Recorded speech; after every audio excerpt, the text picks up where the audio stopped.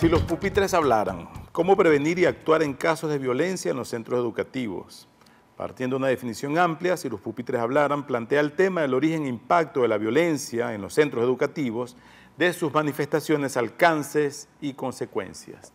De hecho, como lo dice exactamente, va más allá del término bullying, que es el más conocido, digamos, más discutido recientemente en los últimos años de lo que ocurre en las escuelas públicas y privadas, no solo de Venezuela, sino de todo el mundo.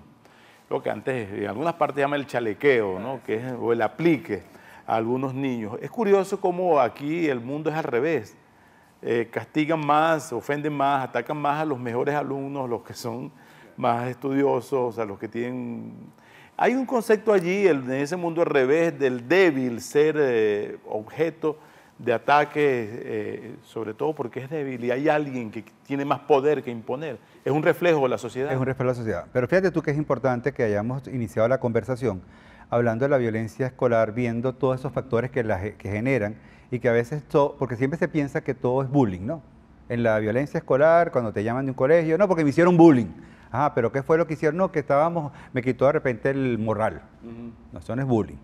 Bullying, para que la gente entienda qué es, y después te respondo la pregunta, es una práctica en donde una persona que siente que tiene poder, en este caso un estudiante, utiliza su poder para hacer sentir mal al otro, generarle daño al otro, de manera repetida. Para que sea bullying tiene que ser de manera repetida, intencionada para hacer sufrir, delante de unos testigos que se ríen, que aúpan, y que pueden ser inclusive autores intelectuales.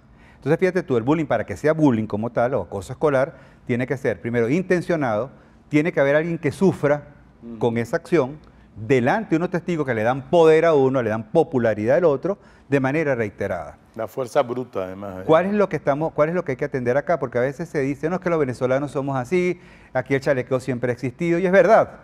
El bullying como tal existe, la práctica del meterse con el más débil de manera reiterada delante de los demás existen desde que el mundo es mundo. La palabra bullying no es nueva, tiene 35 años. Eso Dan Olbus, un noruego, fue el que lo bautizó. Y lo bautizó como bullying para que cuando se hable de esa práctica en Haití, o se hable en Venezuela, o se hable en Tailandia, sepamos de qué se está hablando. Un término común. Un término común que permite reconocerte e identificar el problema. Ahora, ¿qué es lo que pasa? Aquí hay una cosa que hay que llamar la atención. Y tenemos todos que estar muy atentos.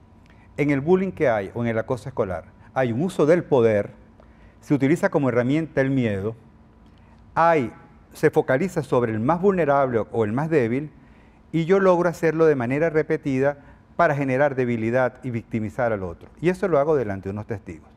Si un estudiante aprende en preescolar que puede utilizar el poder, que puede valerse del miedo, que puede contar con gente que lo acompañe, un grupo de alumnos que lo acompañen y que lo upen y que además le den fuerza y lo reconozcan. Y eso me permite a mí tener control. ¿Qué pasa cuando ese niño llega al primer año de bachillerato? ¿Qué pasa cuando llega a la universidad? ¿Qué pasa cuando sea un empresario? ¿Qué pasa cuando esté en la Asamblea Nacional o sea presidente de la República? Que entienda que el miedo es útil para tener el ejercicio del poder, para generar control y sobre todo lograr que eso te dé jerarquía y que mantener una jerarquía. En estudios que se han hecho, en psicobiografías, en eso Alice Miller tiene un estudio muy interesante, en el origen del odio. Ella hizo un estudio por ejemplo, de autócratas, de dictadores, Hitler, por ejemplo, y se dio cuenta que en su infancia hubo esa práctica, en donde él utilizaba el poder para meterse con otro que consideraba más débil o que consideraba diferente, lo hacía de manera repetida para ganar popularidad. Mentes criminales de pequeños. Mentes criminales. El bullying, con estas características que estoy diciendo, sistemático, repetido, intencionado y que gozo con el sufrimiento del otro, es una patología. Pero también hay un reflejo de un efecto social de la intolerancia. Eso es otra variante, digamos. Es otra variante. Fíjate que en los estudios que se han hecho sobre el bullying, hay uno de los factores que está pues claramente es el irrespeto a la diversidad. Es el no reconocimiento del que es distinto, del que es diferente, sino más bien el hecho de que sea distinto me da pie a mí para no divertirme con él, sino a costa de él. No divertirme con el que es diferente, sino a costa de él.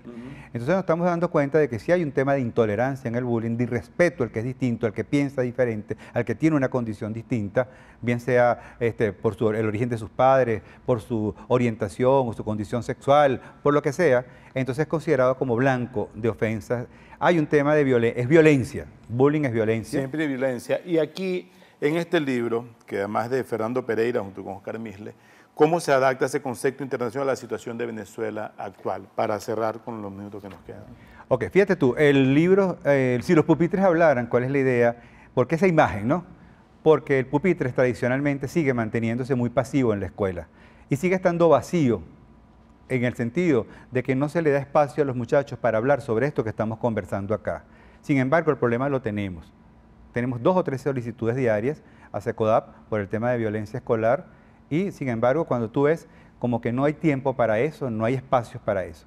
Este libro lo que trata y lo que busca es un poco generar, poner sobre la mesa el tema, pero no solamente para hacer un diagnóstico, que eso ya tenemos bastante en el país, sino más bien para implementar estrategias, herramientas para poder aceptar, respetar, reconocer al otro y además hacerlo pues no solamente en el salón, sino también con los miembros de la comunidad educativa.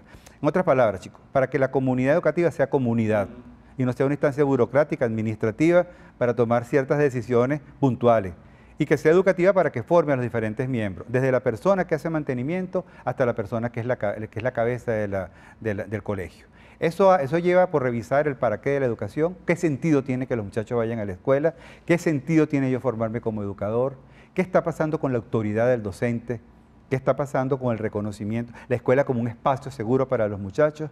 Es para hacer prevención, pero también intervención. Si los pupitres hablaran, nos van a decir lo que a lo mejor no queremos ver o lo que vemos y nos genera mucho dolor y rechazamos y evadimos para que podamos generar los cambios que cada quien le corresponde independientemente del rol que desempeña. Hay una palabra clave ahí, participación, ¿no? Participación, organización, coordinación y seguimiento, las 4 patas del pupitre. Formación, participación, coordinación y seguimiento.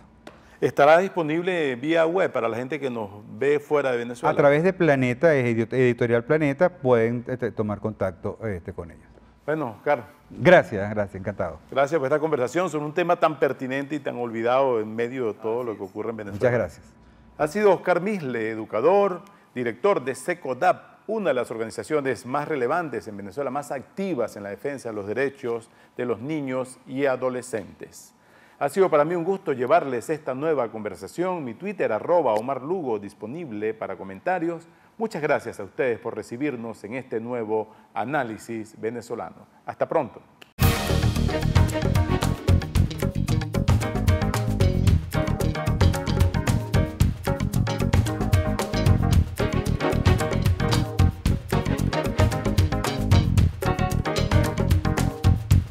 Quality Engines, elestimulo.com presentó.